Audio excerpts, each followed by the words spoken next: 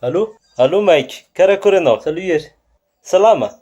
Ya, salama lay tsara lahy. Ya, za ty salama tsara. Joyeux Pâques marina moa lahy io e.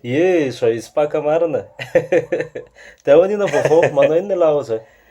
Tsisy vaovao fa hitanao za io mikokoaka karaha ohatry misy raha tsy normal zay ny anaty vatako any fa bon, azo ifina foana moa izy ty.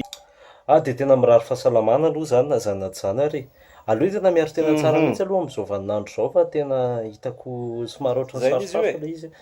Moko antsika efa mihiboka dia tsy hitako moa zany fa sisa fa tsy mipiraka ao an-trano dia Ya, tsy manaraka mihetsiketsika hatrany sakafo mihitsy. ara-pahasalamana ialahy dia tsy mivoaboaka koa.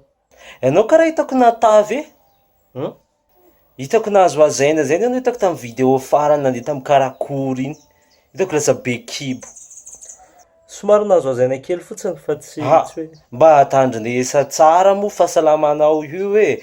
Anao matavy io tsara azo contrat tsononao zay fa tsy possible anao modèle photo ndeko anao ino koa raha fataonao fitalo mannequin sy raha jiaby reny. nandeha tany Toliara dia somary nahazo hazaina kely. Za juste conseil d'ami foana nena. Fa zay ve nantsonolana? Ianao koa raha tezitra. Za tsy sorena fa gaga fotsiny za hoe manana fotoana andaniana raha iatsonana amina zavatra ohatr' izany aloha tena Za io tsy ila vaniny aminao fa juste iresadresaky raha tsisy atao ato an-trano ato hoe miantsoantso aminao foana.